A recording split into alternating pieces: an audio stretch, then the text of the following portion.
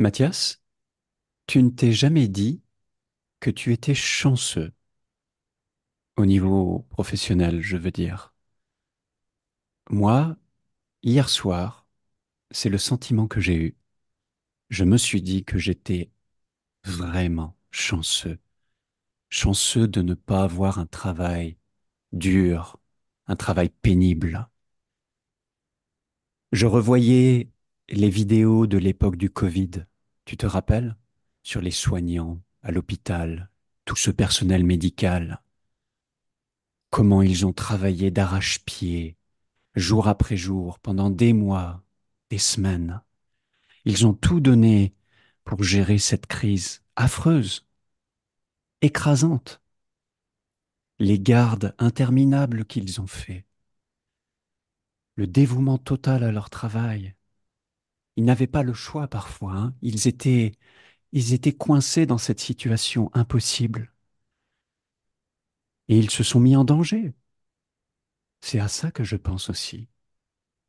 Ils risquaient d'attraper ce virus également, de le transmettre à leurs proches. Et là, en comparant à ma profession aujourd'hui, parfois je me plains de mon travail.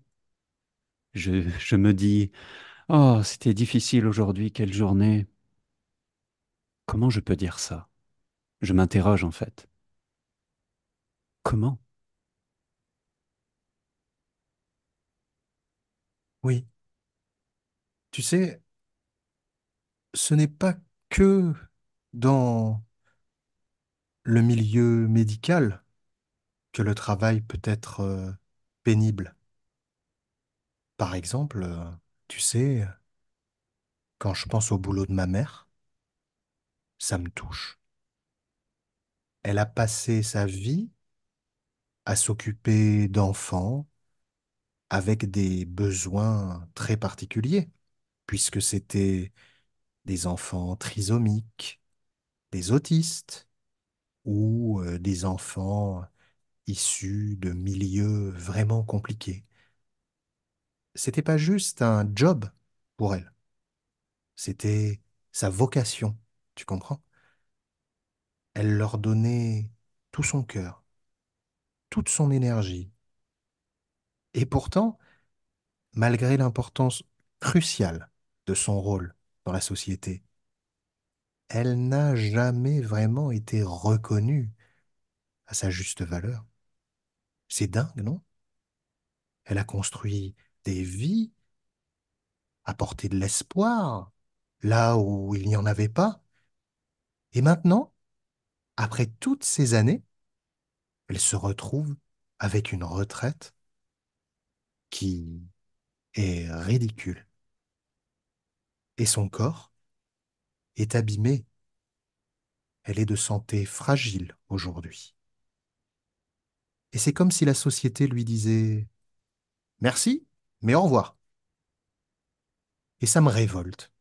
Parce que des gens comme elle, ils devraient être mis sur un piédestal, pas laissés pour compte.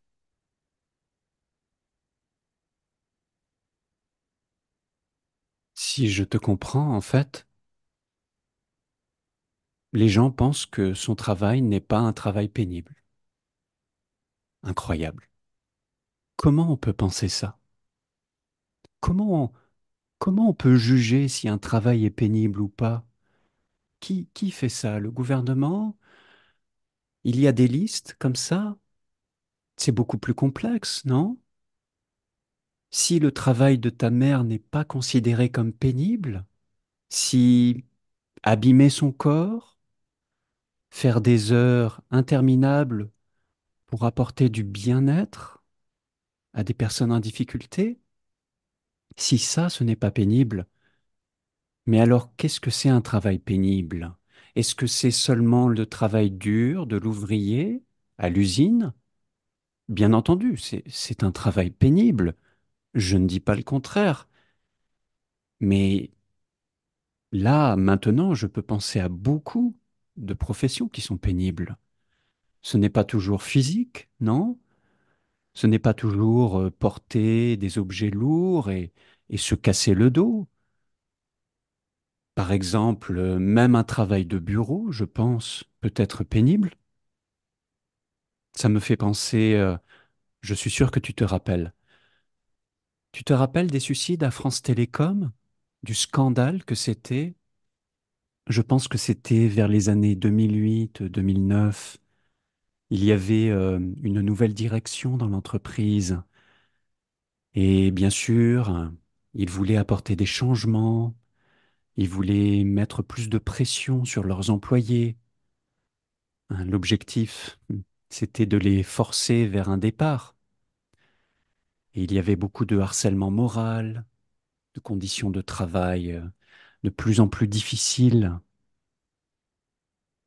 Et finalement, quelle a été la conséquence de ces dégradations de travail, hein? Une vague de suicides, des dizaines et des dizaines de suicides sur quelques années.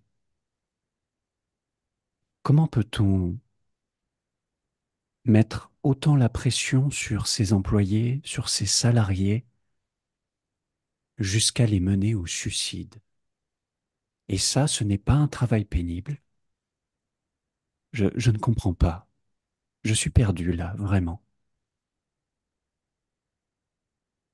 Moi, je suis tout à fait d'accord. Je me souviens très bien de cette histoire des suicides à France Télécom. J'étais profondément choqué. On peut aussi se mettre la pression au travail tout seul. Tu sais, il y a beaucoup de personnes qui font des burn-out. C'est un mot qu'on entend beaucoup, hein, dans l'actualité, les burn-out. Tu sais, j'avais un pote, Marc, c'était le genre de mec ultra motivé, toujours le premier arrivé, le dernier parti. Il bossait dans une boîte de com, un truc assez branché, tu vois.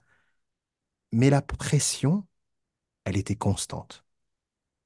Au début, il gérait, il carburait à l'adrénaline, comme on dit.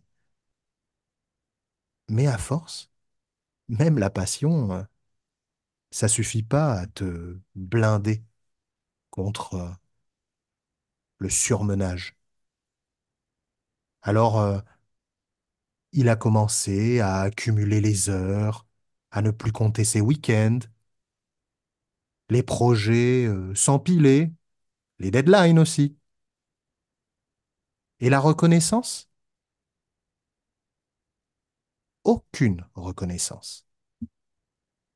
Il donnait tout, mais en retour, c'était comme si on lui demandait encore plus.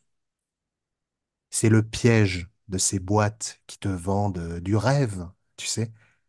On te fait miroiter l'épanouissement professionnel, parfois un très bon salaire, et derrière, c'est une course sans fin.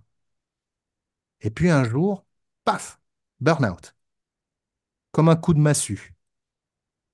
Le mec qui était une pile électrique, toujours prêt à déconner, je l'ai retrouvé éteint, déprimé. C'était flippant de le voir comme ça.